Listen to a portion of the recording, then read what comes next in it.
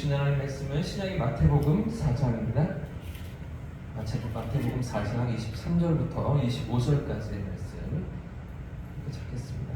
신약성경 마태복음 4장 23절부터 마지막 25절까지의 말씀인데 함께 합독해서 읽겠습니다. 시작.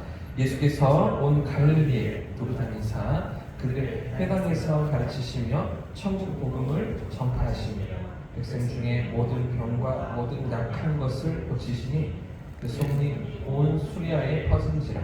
사람들이 모든 앓는 자, 또 복병에 걸려서 고통당하는 자, 귀신 들린 자, 간질하는 자, 중풍병자들을 들여오니 그들을 고치시더라. 갈릴리와 데가볼리와 예루살렘과 유대와 요단강 전에서 수많은 무리가 나느니라. 아멘. 오늘도 하나님의 말씀의 은혜가 우리 삶을 드실 줄 믿습니다. 어제 우리는 예수님께서 공생의 기간 동안 행하시는 사역 첫 번째가 무엇인지 살펴보았습니다. 예수님의 가장 첫 번째 사역은 가르치심이었죠. 가장 먼저 회당에 찾아가셔서 구약의 예언을 해석하시고 깨우쳐 주시면서 그들이 기다리던 약속의 성취가 바로 예수님 자신이심을 드러내시는 그런 사역이었습니다. 그런가 하면 오늘 말씀이 보여주는 또 예수님의 공생의 두 번째는요, 전파하심입니다. 전파하심인데요, 역시 23절 말씀 한번 더 보십시오. 같이 한번 더 읽겠습니다. 시작. 예수께서 온 갈릴리에 두루 다니사 그들의 회당에서 가르치시며 백성 중 모든 병과 약한 것을 고치시니. 아멘.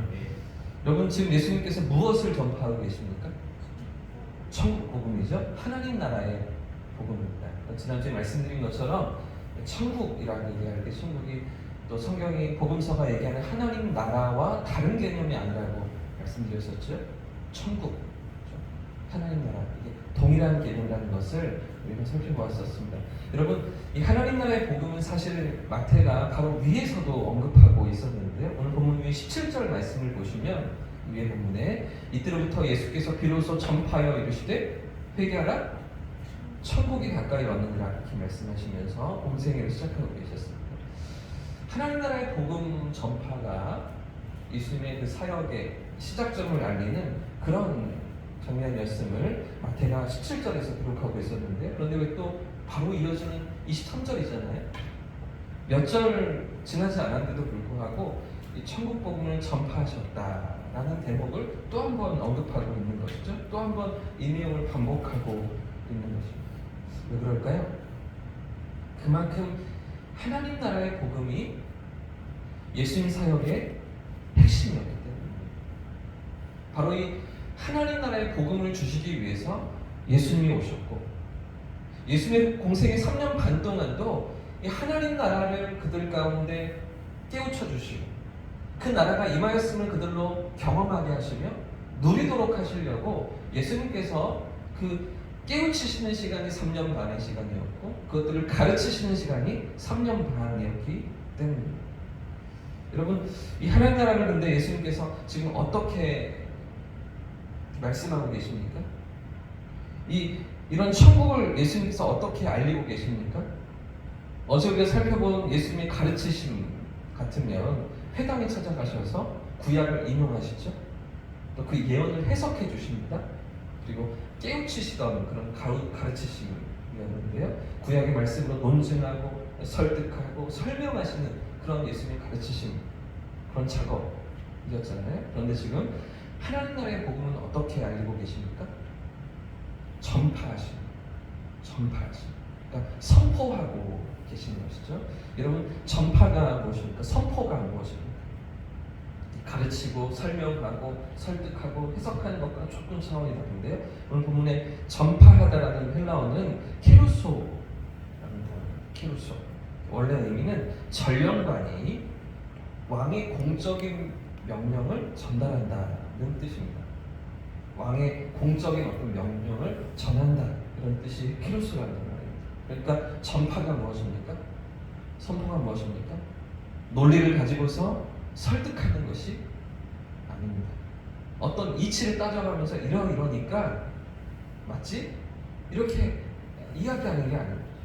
설명하고 있는 것이 아니라는 것입니다. 오히려 어떤 권위를 가지고서 외치고 일방적으로 전달하는 일을 전파라고 하는 것이죠. 선포라고 이야기하는 것이죠. 그러니까 누구의 권위를 가지고서 외치며 전달하는 것일까요?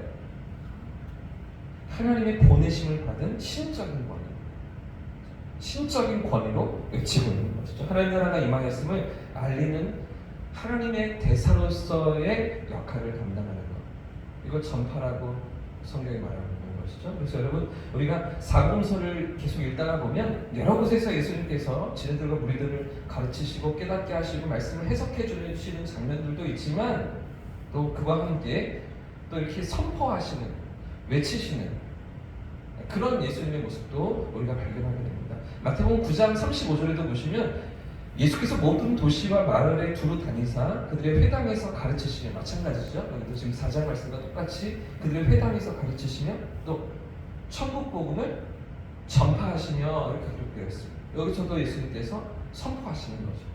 이렇게 기록하고요. 또 마태복음 10장에도 보시면 제자들에게도 이런 선포하는 명령을 주시는데요.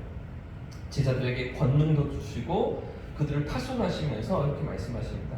마태복음 10장 7절에 가면서 전파하여 말하되 천국이 가까이 왔다, 이렇게 외치라, 이렇게 그들을 제자들을 보내십니다. 12명의 제자들을 중간중간 훈련하면서 보내시거든요. 12명을 보내시기도 하고 70명의 제자들을 보내시기도 하는데, 가면서 말하되, 가면서 전파하여 말하되, 너희도 이 하나님의 신적인 권위로 외치라 하시면서 제자들을 보내십니다.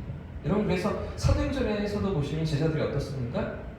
그들이 경험한, 그들이 누리고 있는 하나님 나라의 복음을 선포하지 않습니다.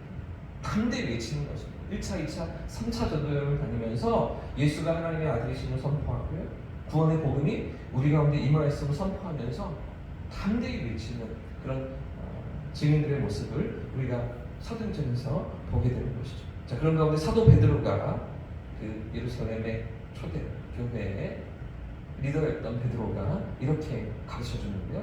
베드로전서 2장 9절 말씀을 보시면 잘 아시는 말씀입니다. 베드로전서 2장 9절에 그러나 너희는 택하신 족속이요 왕같은 제사장들이요 거룩한 나라요 그의 소유가 된 백성이니 이는 너희를 어두운 데서 불러내어 그의 기이한 빛에 들어가게 하신 이의 아름다운 덕을 어떻게 선포하게 하려 하십니다.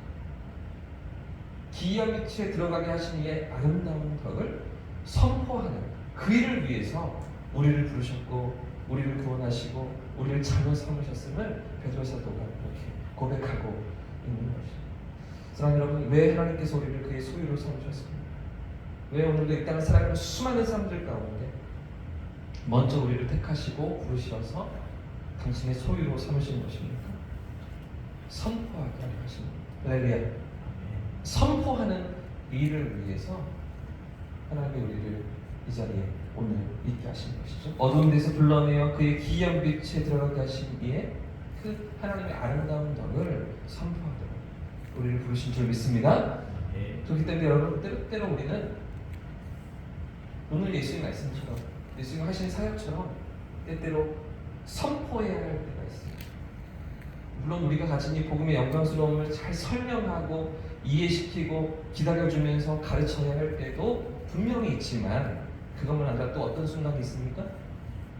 담대히 외쳐야 하는 순간도 있는 것이죠. 어떤 상황 가운데 어떤 기회를 주시면 성령의 인도하심을 따라서 그 영혼의 간절한 필요들을 우리가 바라보면서 담대히 외치고 전파하고 선포해야 될 때도 있는 거죠. 와 보라, 우리가 만난 주님을 너희도 경험해보라, 이렇게 담대히 외쳐야 할 그런 순간도 우리에게 있다는 것이죠.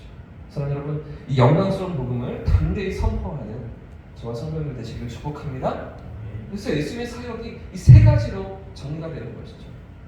가르치시고, 때로는 잘 설명하고 이해시켜주고 기다려주는 가르침이 있지만, 그러나 때로는 또 담대히 선포하는, 전파하는 것입니다. 그 덕을, 아름다운 덕을 선포하는 이 일을 위해서 우리가 부르심을 받았다는 것을 기억하면서 외치고 선포하는 이 일이 우리에게 있어야 하는 것이죠. 그럼 여러분, 로마서 1장 16절 말씀에 이렇게 사도 바울이 고백하잖아요. 이 복음은 모든 믿는 자에게 구원을 주시는 하나님의 능력이다. 모든 믿는 자에게 구원을 주시는 하나님의 능력임을 우리가 확신하면서 이 복음을 부끄러워하지 않고 어느 순간 또 하나님께서 기회를 주실 때 성령의 인도하심 가운데 우리가 담대히 외칠 수 있는 저와 성도님들 되시기를 주님의 이름으로 축복합니다. 죄의 저주 가운데 죽을 수밖에 없는 우리를 사랑하시고 원하시며 그 아들의 영광스러운 덕을, 그 복음의 영광을 선포하게 하시는 그 하나님의 은혜를 우리가 기억하면서 이 아름다운 덕을 선포하는 저와 성도님 되기를 주님의 이름으로 축복합니다. 함께 찬양하고 기도하겠습니다.